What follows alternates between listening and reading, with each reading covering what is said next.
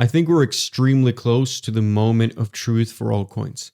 In this video, we have to discuss the possibility of an altcoin season starting if Bitcoin continues to pump. This is going to be a very honest video. Keep in mind, nothing I say is financial advice. Last video, I talked about the fact that Bitcoin needs to go on a rally and break past its previous all-time high. But the key point I made was that Bitcoin needs to continue this rally for alts to be convinced enough to hold Bitcoin's hand. This was exactly what happened during the November pump, where alts had to get the confirmation that this just wasn't Bitcoin poking its head over the previous high, but actually embarking on a rally that lasted for a couple of weeks. Now this time, things were different, because even though Bitcoin broke its previous all-time high, we did not see the continuation in the pump. This is why altcoins did not embark on a rally and then continued to bleed. And we have been in a rough period, because when Bitcoin puts in a new all-time high, like it did the 21st of May, for then to change its mind and start to dip, what this means is that in the future, alts are going to demand more from Bitcoin, meaning that we now have to break past this new all-time high of 112K and then try for a rally again that lasts a couple of weeks. But now we're seeing Bitcoin pumping, possibly on its way to try and test this new all-time high. We may have marked the low here on the Bitcoin USD chart, and until we make this new all-time high for Bitcoin, you have to expect alts to continue to bleed on their Bitcoin pair. And for some reason, it seems like people forget that alts generally bleed on their Bitcoin pair. It's not like because altcoins have a smaller market cap that they will pump more every single time Bitcoin pumps. That doesn't make sense. Therefore, outperforming Bitcoin. There's so many things that have to be aligned in the market for altcoins to outperform Bitcoin. This cycle, we should be fully aware of this by now, but the same thing also happened in previous cycles. Even the best performers during the alt season of 2021, like Cardano, had to endure a carnage during this period. I know this very well because I was DCAing Cardano for 2 years before seeing my portfolio in the green. Being an altcoin investor is 2 months of euphoria and years of torture. Making a 30x on your portfolio doesn't come without having your patience tested to the max. That's just the trade-off. And I know it absolutely sucks to be in this space right now, but there is really no other area where you have the chance of making these kind of returns. So you just have to wait it out. You have to wait it out until Bitcoin now makes a new all-time high and continues to pump. Only then will altcoins be able to follow along.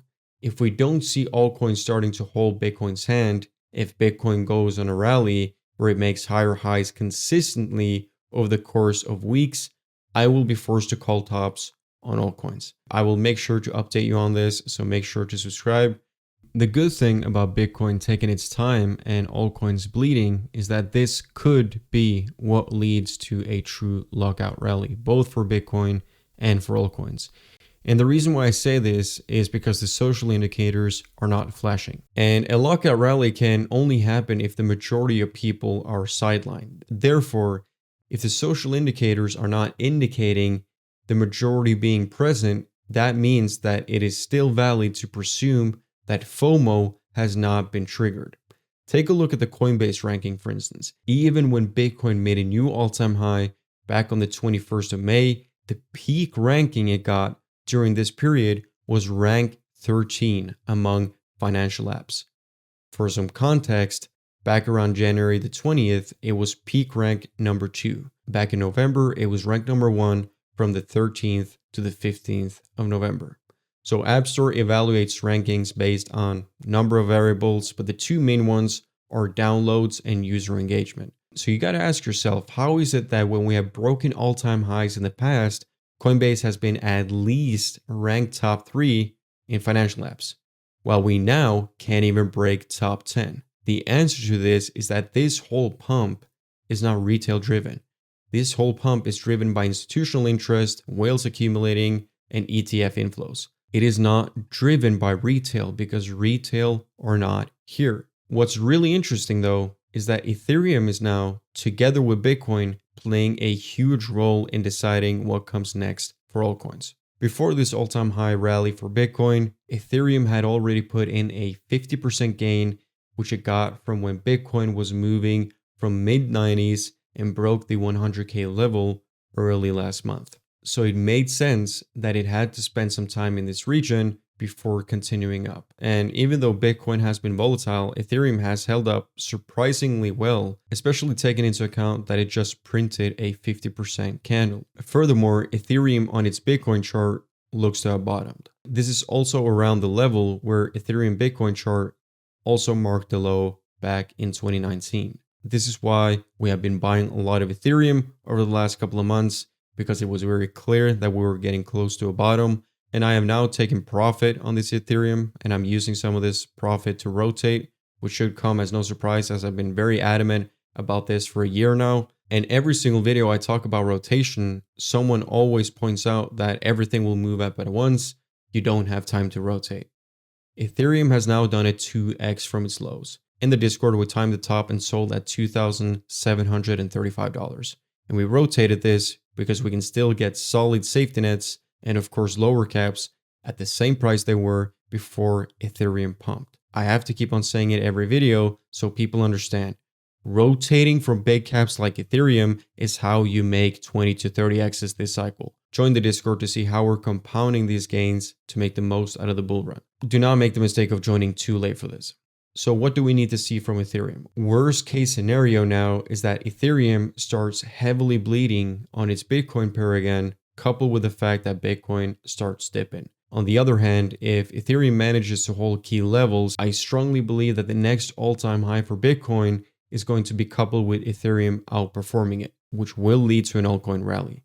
Now, how big this rally is going to get, it's difficult to predict, but as I've been explaining, I expect alts to hold Bitcoin in Ethereum's hand for at least a month, given that one of them continues to make new highs in that period. And I also think the fact that Ethereum, which has arguably one of the worst charts in crypto history, taking into account the market cap, the fact that this can still do a 2x from the lows in that short amount of time should be a very clear testament that other solid altcoins with poor looking charts can do exactly the same. The key here is patience and to take profit when you get the chance. Finally, something I have to tell you, pay attention to the comment section of the bigger YouTubers. The bigger YouTubers are the YouTubers that represent the average crypto investor. And if you read these comments, you will quickly see that people are throwing in their towel. And you have to stop and ask yourself, why are people giving up now that we most likely have seen a reversal from ETH? We're in the post-halving year, M2 is pumping, and we're going to price in rate cuts soon. Things are, as we speak, lining up for a rally. So why are they giving up? They're giving up for exactly the same reason they gave up last cycle. They are exhausted. We tend to look back upon 2020 and think, how can people possibly give up here before this rally? It was as clear as day. This is because from today, when we look back at this, we see the man, we see his path, and we see his errors. But we do not see the fog that blinded him. And the fog is the war zone of the negative news and the emotional battles you are experiencing today. You are seeing exactly the same play out now. There is only so much negativity that people can take. And you even see this on my YouTube channel as well. A substantial percentage of people are close to giving up, even though I've been telling people that we're so close to the finish line. A percentage has already sold. This percentage is probably a lot higher, given that few people are actually watching content like this because it will trigger their PTSD. I guarantee you these two numbers would have been a lot bigger if I ran the poll after the drama we have been seeing lately. What I ask from you is that if you can stomach it both from a financial and an emotional standpoint, not financial advice, but hang in there for at least the remaining months of 2025. Make sure to check out the Discord. Take care and stay safe.